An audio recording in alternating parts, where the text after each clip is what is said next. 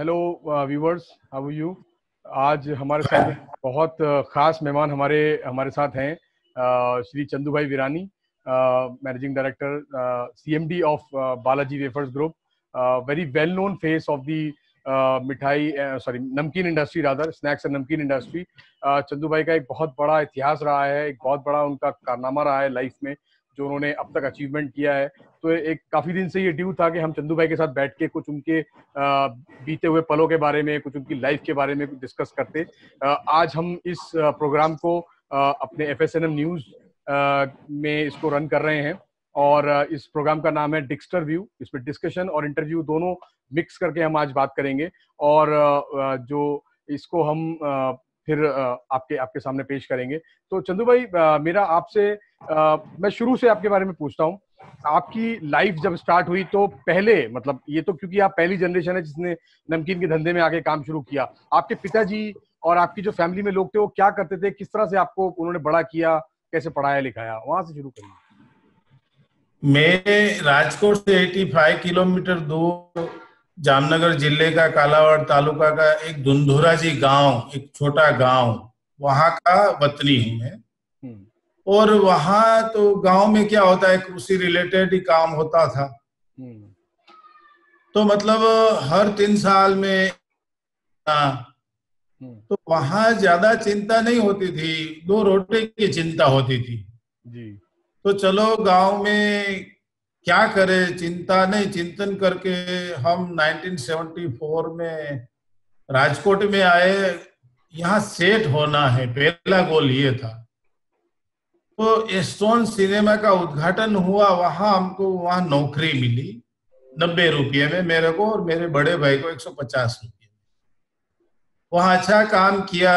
काम पैसों के लिए नहीं किया, काम काम होता है, काम कर्म करना एक हमारी आदत थी। अच्छा काम किया तो उसने 2 साल में कैंटीन कॉन्ट्रैक्ट पे दे दी।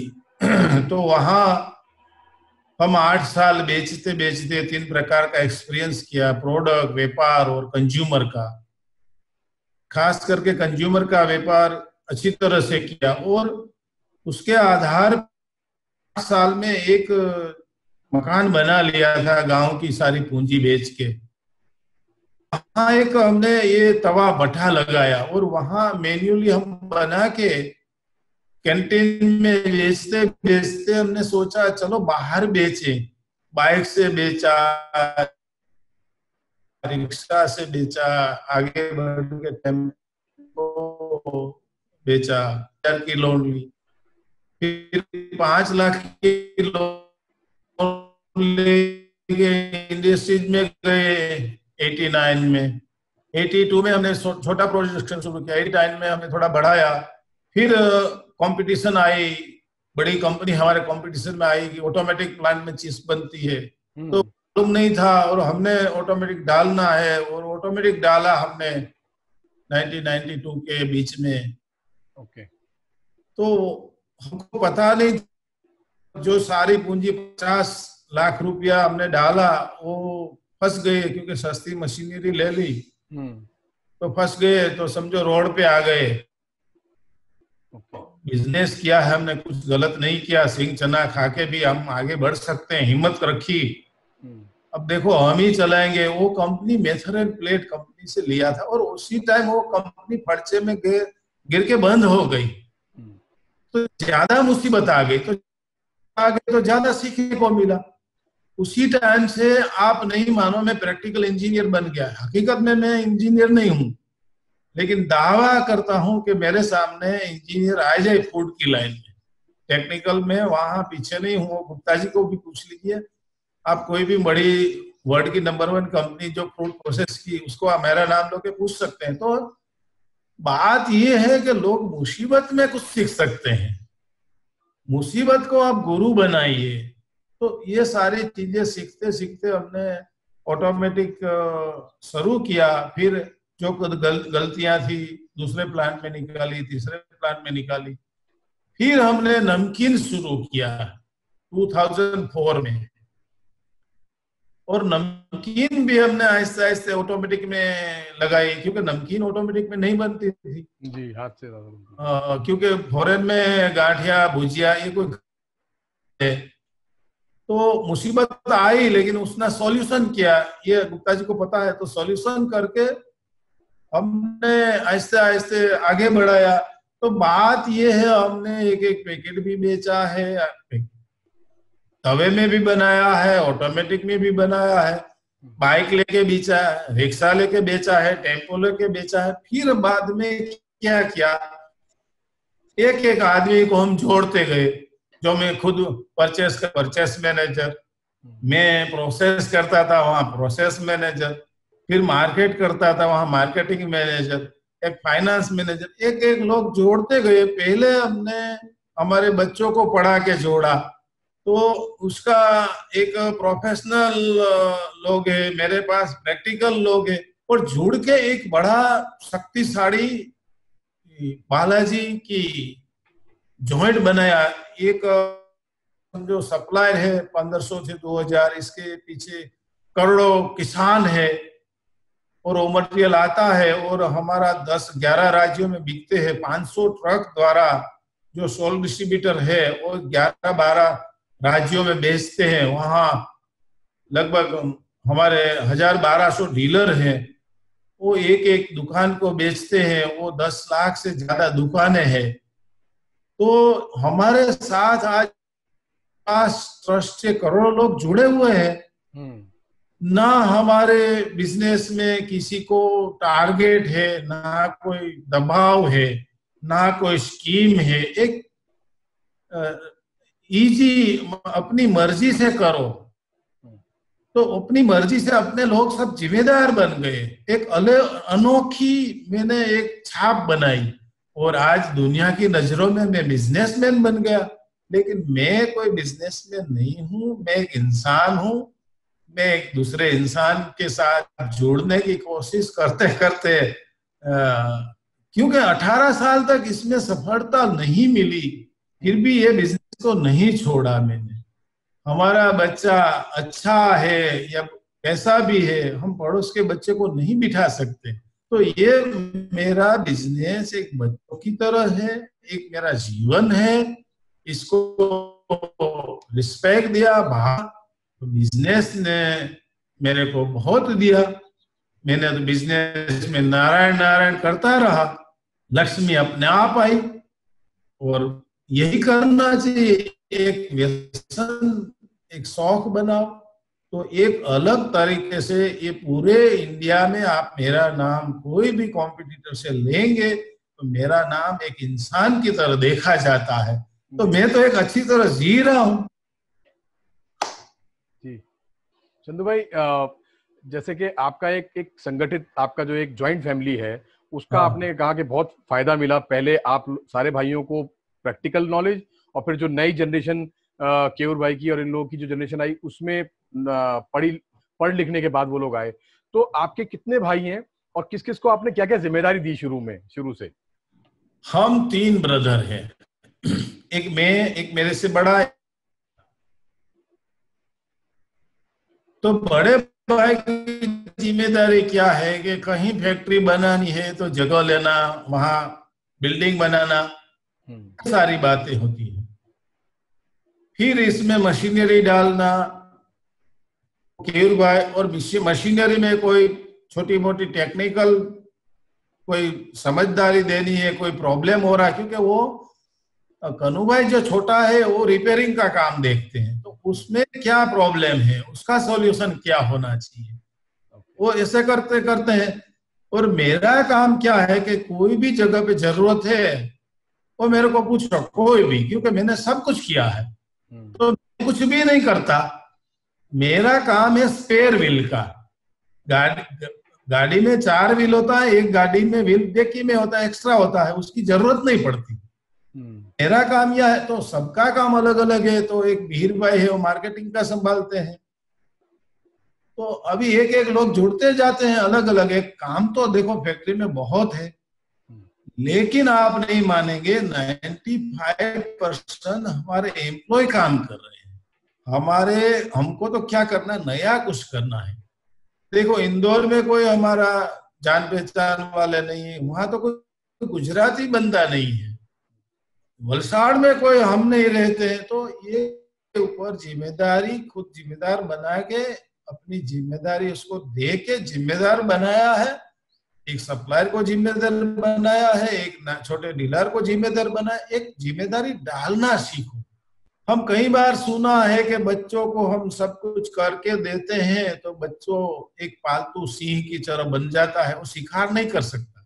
हमारे हर एक एम्प्लॉय ऐसे हैं, शिकार कर सकते हैं, किसी को पूछने की जरूरत नहीं। मैं भी ये बोलता हूँ, पूछ के काम मत किया करो, क्योंकि हम बोलते हैं छोटे थे तब हमको छी जाना है, पी जाना है। आज हम बड़े हो गए हैं, कुछ काम कीजिए, गलती कीजिए और गलती बताइए। तो आज अपनी सब अलग अलग जिम्मेदारी लेके काम कर रहे हैं और आपको सबको पता है, दिख रहा है काम।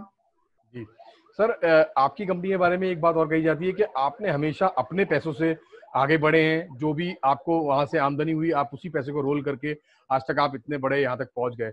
आपका क्या मैसेज है लोगों के लिए कि लोग कभी कभी जरूरत से ज्यादा लोन उठा लेते हैं, अपने सर पे बोझ बना लेते हैं और बिजनेस बढ़ाने के बजाय टेंशन और डिप्रेशन और इस तरह की चीजों में चले जाते हैं। तो आपका क्या मानना है इस पॉइंट में? देखो, पहले हमको रिस्क क्यों लेना है? पहले रिस्क नहीं लेना चाहिए। आप गाड़ी 100 की स्पीड में चला सकते हो तो 20 की स्पीड में चलाइए, सेफ चलिए। अगर फिर भी समझो कहीं रिस्क में आ गए तो भी हमको पीछे नहीं हटना है। हमको कुछ गलत करना नहीं है। हमारा काम है, बिजनेस है, सफलता निष्फलता होती रहती है। हमको पीछे हट नहीं करना है, हमको ही मानसिक मजबूताई से आगे बढ़ने की कोशिश करनी है। और हम तो रिस्क पहले सब जो लोन लेते थे तो मेरा घर गिरवे रख देते थे। कई लोग बोलते हैं हमारा घर कभी गिरवे नहीं रखना चाहिए। मैंने बोला क्यों? हम कुछ ऐसा कदम उठाते ही नहीं है कि हम फेल हो जाएंगे। अगर फेल भी हो जाएंगे तो हम रोड पे काम करते करते फिर घर में आएंगे, फिर रोड पे जाएंगे, फिर घर में आएंगे। ये तो इस सारा जीवन है। हमको कोई डर के काम नहीं करना है, हमको स्लोली करना है, विचार करके करना है। कोई ज्यादा नहीं करना है तो कोई फेल नहीं होने वाले हैं। लेकिन फिर भी एक जीवन है, सफलता निष्फलता स्वीकार के चलना चाहिए। हमको तो 2 रोटी और अच्छा जीवन बनाना है, एक इंसान की पहचान बनानी है, एक प्रोडक्ट ऐसी बनानी है कि हमारी प्रोडक्ट से पहचान हो। तो मेरे ख्याल से हमारा जीवन हंसते हंसते चला जाएगा, हंसते हंसते हम आगे बढ़ सकते हैं। कोई रिस्क बड़ा है ही नहीं। हम गति से ज्यादा चलते हैं तभी रिस्क होता है। थोड़ा हम रिजर्व में रख के गाड़ी चलाएंगे तो कभी मुसीबत नहीं आएगी। सर, आपके लिए ये भी कहा जाता है कि एक आपके जो वेंडर्स होते हैं वो आपकी बहुत बड़ी इंपॉर्टेंट कड़ी आप उनको मानते हैं। और जो बहुत पुराने पुराने वेंडर हैं, मतलब अगर कोई किसी से आप रॉ मटेरियल या आलू भी ले रहे हैं तो वो 10 साल 20 साल से आप उससे ले रहे हैं। उसी से मशीन से अगर आपको भरोसा है तो आप उसी ब्रांड को यूज करते हैं। तो आपका क्या मानना है वेंडर को सिलेक्ट करने के लिए?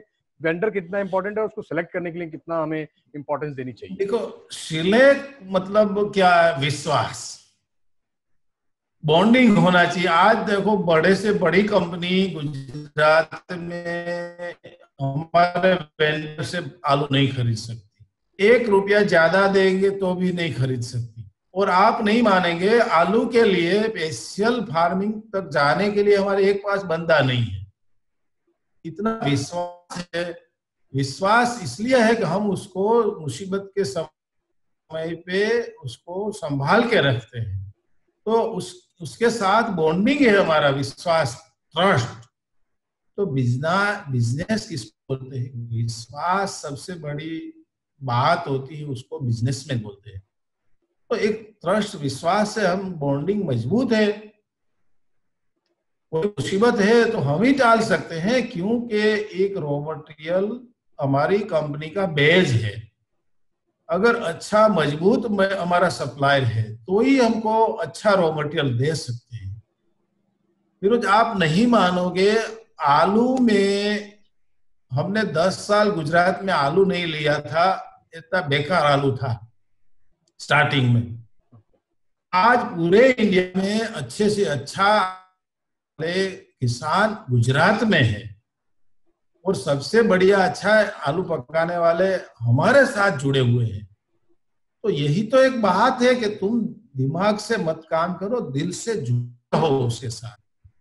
मुसीबत में काम आओ, तभी तुम्हारा बेज वो मजबूत कर सकता है, तभी ये अच्छे सप्लायर होगी, अच्छे रॉ मटेरियल होंगे, तभी एक हमारी कंपनी मजबूताई पे खड़ी रहेगी। इसलिए हमारा जी जी सर, ये तो हो गई बैकवर्ड लिंकेज की बात। अब अगर हम फॉरवर्ड लिंकेज की बात करें, तो आपके जो डीलर्स हैं, जो आपके स्टॉकिस्ट हैं, सुपर स्टॉकिस्ट हैं, ये बनना भी कोई आसान बात नहीं है। और मैंने देखा कि बहुत से लोग बहुत ट्राई करते हैं।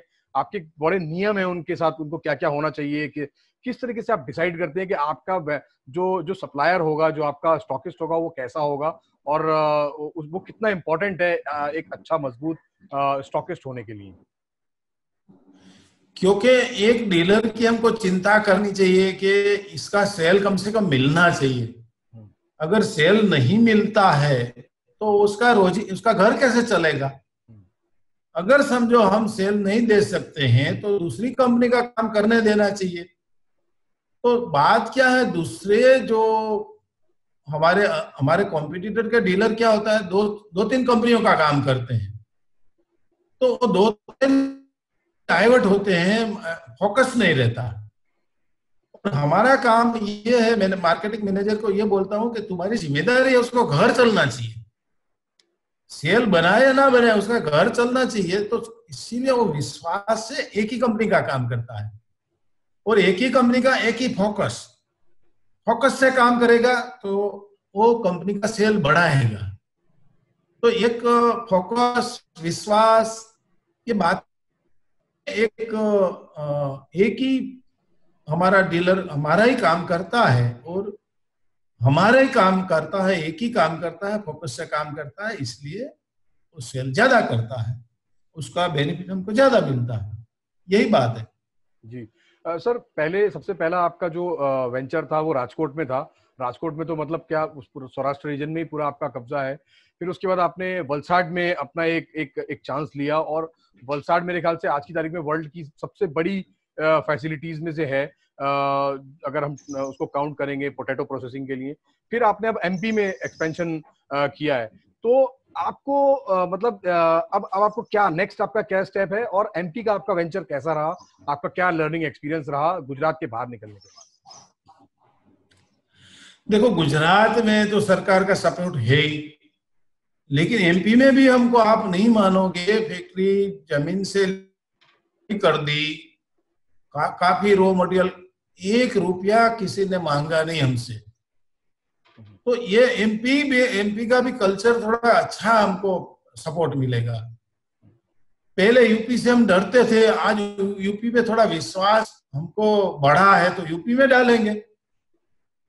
देखो, मैं तो यही बोलूंगा, हमको जैसे हमारे देश में विश्वास नहीं होता है, इसी की तारीख में मैं तो एक केंद्र सरकार को भी यही बोलूंगा कि बाहर से भी अभी आएंगे, अभी समय आ गया है। हमारी गवर्नमेंट पे हमारे देशवासियों को विश्वास होना चाहिए, बाहर को भी विश्वास होना चाहिए। अगर देखो, यही तो हम बोलते हैं, हमारे ऊपर हमारे सारे लोगों को विश्वास है, हम पे किसी को विश्वास होगा, तभी एक हम अच्छे बिजनेसमैन कर सकेंगे, और अच्छा बिजनेस करके हम या बाहर वाले इसको आगे ले जाएंगे। आज मौका है, आज तुम हो, तो यही मैं बोलूंगा कि आज चाइना में प्रॉब्लम है, तो सरकार को विश्वास बढ़ाना चाहिए। थोड़ा बड़ा है, थोड़ा हमारे देशवासियों से बाहर से बढ़ाना चाहिए, तो एक विश्वास से आगे हम बढ़ सकते हैं। आज गिर रहे हैं, गिर के ही बढ़ाना है, जैसे जापान गिर के आगे बढ़ा है। तो आज हमको मौका मिल सकता है, काफी लोग आएंगे, तो हमारा बिजनेस भी बढ़ेगा। बिल्कुल सर। कुछ पंजाब में आपका एक चल रहा था कि पंजाब में कुछ एक्सपेंशन का प्लान था, उस प्रोग्राम का अभी क्या अपडेट है? हमने यूपी में एक लगाएंगे, एक पंजाब में लगाएंगे, 2 जगह पे प्लांट लगाने का हमने सोच लिया, लेकिन ये थोड़ा विकट आ गया समय। तो मेरे ख्याल से 1 साल निकल जाएगा इसमें। ये साल तकलीफ का है ना जी जी। ये साल नुकसानी का साल है, इसमें कम से कम नुकसान करके हमको बाहर निकलना है। तो शायद ये साल में देखेंगे, अगर हमको बहुत बजट नहीं बढ़ता है, यूपी गवर्नमेंट को बोलेंगे कि थोड़ी अच्छी रेट में हमको जगह मिलेगी तो देखेंगे। लेकिन हमारी रफ्तार शुरू होगी, 1 साल के लिए शायद ब्रेक लगेगी, लेकिन फिर हम आगे बढ़ने की कोशिश जारी रखेंगे। ओके सर, जैसे कि अभी कंपनी एक्सपैंड कर रही है, नई नई फैक्ट्रीज आप लगा रहे हैं, तो क्या कुछ फंडिंग या कुछ ऐसा एंजल फंडिंग जैसे कुछ कंपनीज आगे इन्वेस्ट करती हैं, या कुछ पार्टनरशिप्स में आप लोग देख रहे हैं, या पूरा होलसेल आप ही कंपनी उसको मैनेज कर रही है और बैंक्स के साथ इन्वॉल्व हो गया? नहीं, हमको बहुत जगह देखा, लेकिन कोई मजबूत पार्टनर नहीं मिलता है। हमको पार्टनर प्रोडक्ट को आगे ले जाए ऐसा चाहिए, हमको पैसा दे ऐसा प्रोडक्ट पार्टनर नहीं चाहिए, क्योंकि बैंक हमको बहुत पैसा दे रही है, तो वो पैसे के पार्टनर की जरूरत करने वाला पार्टनर चाहिए। तो अभी कोई ऐसा मिल नहीं रहा है, अगर मिलेगा तो देखेंगे। अभी जो स्थिति चल रही है देश की, और जो हालात चल रहे हैं, पूरा लॉकडाउन है, आप भी उसी पीरियड में से गुजर रहे हैं, तो आपका क्या संदेश है इंडस्ट्री के लिए कि इंडस्ट्री को क्या करना चाहिए? किसी की तो सेल 0 हो गई है, किसी को परमिशन नहीं मिल पा रही फैक्ट्री चलाने की, कहीं कुछ दिक्कतें हैं, कहीं रेड जोन है, कहीं ग्रीन जोन है, तो आप इस स्थिति को कैसे देख रहे हैं? इसको कैसे देखो, अपने फायदे पहले माइंड बिगाड़ के स्थिति नहीं सुधरेगी। पहले ये स्थिति है, उसको स्वीकार लो, और स्लोली इसमें से हमको बाहर कैसे निकलना है। अब देखो राजकोट की स्थिति आप देखो, बताऊं तो मैंने 3 कंपनियां ने, एक कंपनी ने वेंटिलेटर बनाना शुरू कर दिया, 2 कंपनियों ने मास्क बनाना शुरू कर दिया। तो देखो, बोला था पहले कि भाई ये समय स्थिरता का आया है, तो अच्छा कुछ सोचो, अच्छा तुम्हारे लिए सोचो, तुम्हारे फैमिली के लिए सोचो, उसके साथ रहने का सोचो, और साथ साथ एक बिजनेस का आराम से आप सोचिएंगे तो कुछ कर सकते हैं। बाकी हम किसी के ऊपर आशा रख के बैठ जाएंगे तो देखो, ये इसमें से हम नहीं है, हमको कोई इतना देने वाला नहीं है, हमसे ये गवर्नमेंट या देश लेने वाली है। फिर भी हम आशा रखेंगे कि कुछ हेल्प करेगा तो मुर्गी एक अंडा और देगी। कमाओ मुर्गियां हैं, बिजनेसमैन से देश चलता है। फिर भी कोई मुसीबत में है तो सपोर्ट करना चाहिए। लेकिन जहां तक बात है, हमको मानसिक मजबूत होके, हम जिंदा है, जान बची तो लाखों पाए, जान है तो जहान है, काफी हद तक जीत चुके हैं कंपेयर टू अदर देश। तो ये थोड़ी भूल के हमको फिर लग जाना चाहिए। हमने तो कभी बार फेल हुए हैं, फिर आगे चल के खुशी खुशी नया जीवन बना लिया है। नो डाउट पूरे वर्ल्ड के लिए है, सबके लिए है, तुम्हारे लिए, हमारे लिए, सब कुछ है। तो कुछ ऐसा करो, अच्छा काम करो, अच्छा प्रोडक्ट बनाओ, तो जल्दी से इसमें बाहर निकलोगे। नो डाउट मुसीबत है उसमें, ये साल में नुकसानी में कितना कम नुकसान करना है, ये सोच के हमको आगे बढ़ना है। बिल्कुल बिल्कुल। ये तो चंदू भाई आज हमारे साथ, इन्होंने बहुत अच्छी हमें लोगों को एडवाइस भी दी है, अपने बिजनेस के कुछ गुण बताए हैं और कुछ मंत्र बताए हैं, किस तरीके से वेंडर्स, किस तरीके से बैकवर्ड फॉरवर्ड लिंकेज को आप अच्छा रख के अपने बिजनेस को आगे बढ़ा सकते हैं कॉन्फिडेंस के साथ। आप, अगर आपको कॉन्फिडेंस है, प्रोडक्ट में भरोसा है, तो आप जो है वो रिस्क भी ले सकते हैं। हद ये है कि अपने घर को भी अगर आपको गिरवी रखना पड़े तो कर सकते हैं, लेकिन शर्त यही है कि आपको अपने बिजनेस के ऊपर भरोसा होना चाहिए और कैलकुलेटेड रिस्क लेना चाहिए आपको। तो चंदू भाई बहुत बहुत धन्यवाद आज आपका हम लोगों के साथ जुड़ने के लिए। मुझे उम्मीद है कि हम इस तरह की डिस्कशन करते रहेंगे और आप आके हम लोगों का ज्ञानवर्धन करते रहेंगे। Thank you so much. इस बार के लिए बहुत बहुत धन्यवाद। For watching more such videos, please like, share and subscribe.